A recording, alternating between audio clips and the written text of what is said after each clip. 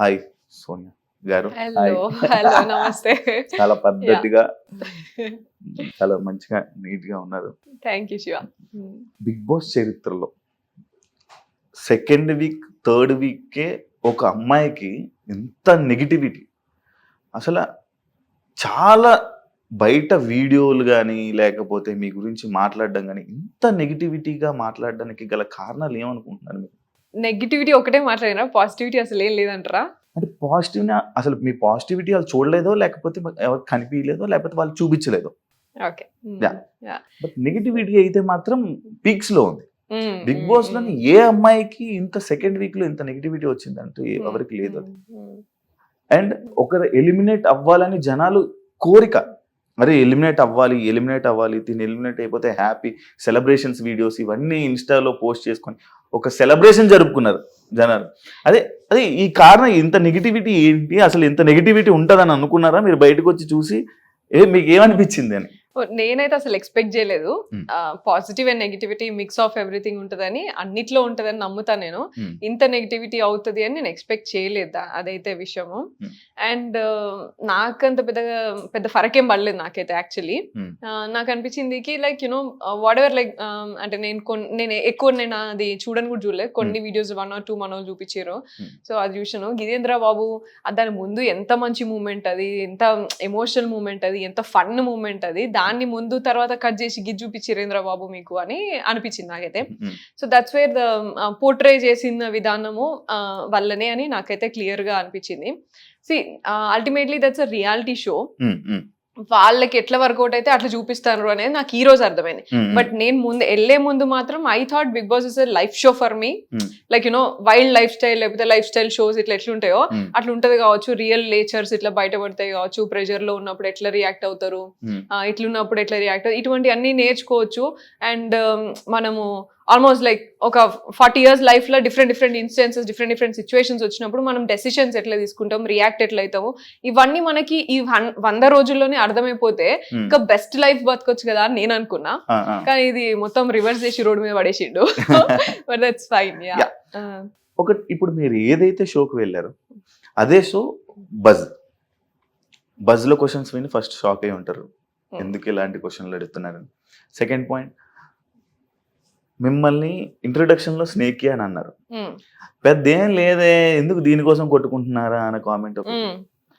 అంటే ఇదే షో వాళ్ళు కామెంట్ చేశారంటే లైక్ ఆ కామెంట్స్ మీరు విన్నారా, అక్కడ ఉన్నారా?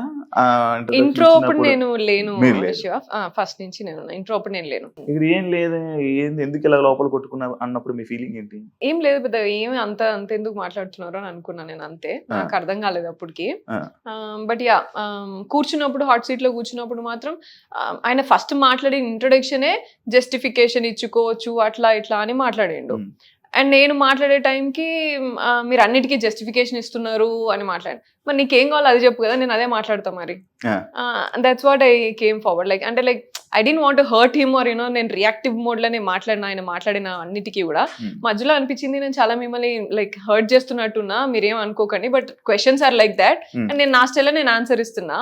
అంటే నా డ్యూటీ సోనియా ఇది, నేను నా డ్యూటీ చేస్తున్నా, మీకు నచ్చినట్టు మీరు ఆన్సర్ చేయండి అని అన్నాడు. And that's actually like I spoke almost like 1.5 hours అనుకుంటా, 1 hour 15 minutes అన్న కనీసం మాట్లాడింటా. ఐ థింక్ 28 minutes ఇచ్చింది. దానిలో కూడా మళ్ళీ అదే కదా, ముందు వెనకాల కట్ చేసుకుని ఏం కావాలో అదే ఇచ్చుకుంటారు. సో అదే నాకు అర్థమైపోయింది, అంతే. అండ్ ఆల్సో చాలా మంది అంటున్నారు కి అంటే లైక్ అర్జున్ గారు చాలా క్వశ్చన్స్ అడిగారు అసలు అది ఇది అంటున్నారు.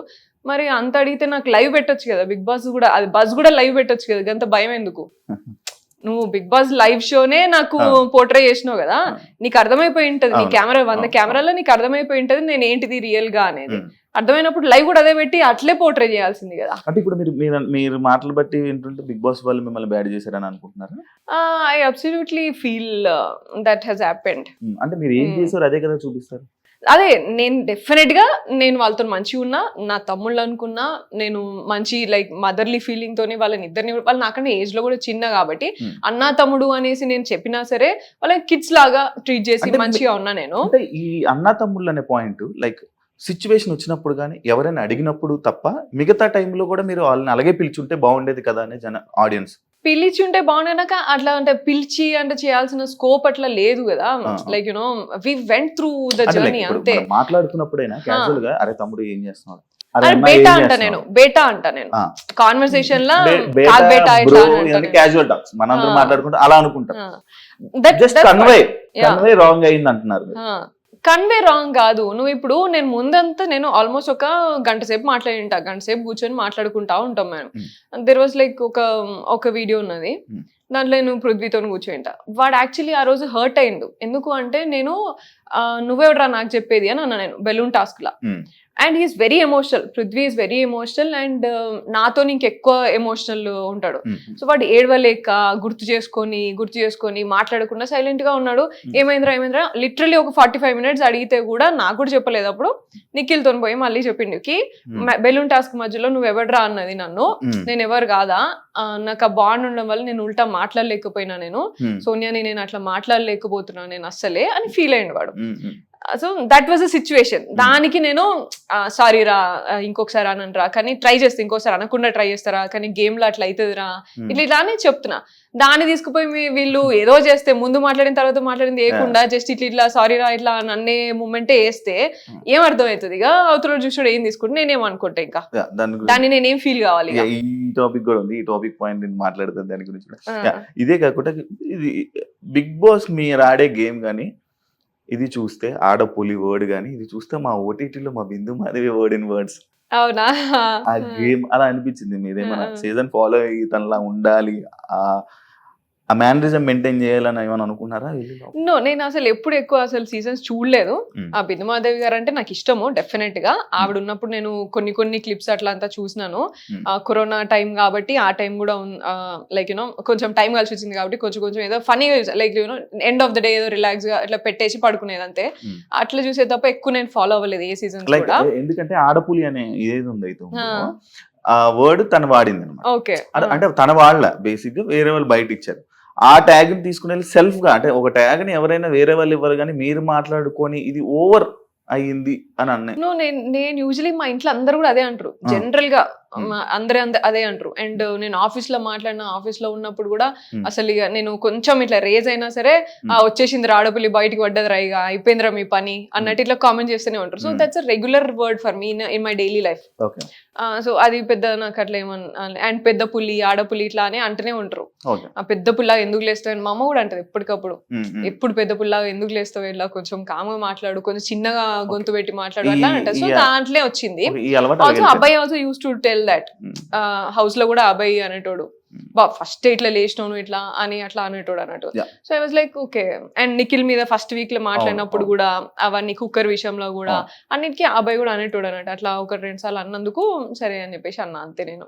And that was flow, nothing planned. Shiva house లోపలికి వెళ్ళంగానే గొడవలతో స్టార్ట్ అయ్యి జర్నీ, అందరితో బాగా అలా మాట్లాడి ఫైట్ చేసి, అంటే లైక్ ఫస్ట్ ఫ్రేమ్ లో కనిపించింది, ఫస్ట్ గొడవ స్టార్ట్ అయింది మీతో, వాయిస్ రేస్ చేసింది మీరు.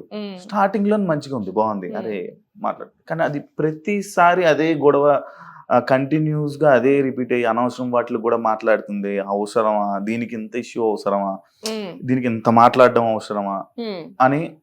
అదే లైక్ ఒకటి ఉంది ఏదైతే మీరు అన్నారో కుక్కర్ టాపిక్ ఏదైతే అన్నారో, బేబక్క కుక్కర్ పెడితే మీరు దాన్ని ఒక ఇష్యూ చేశారు కదా, అదే కుక్కర్ మూత పెట్టడం మీకు రాలేదే?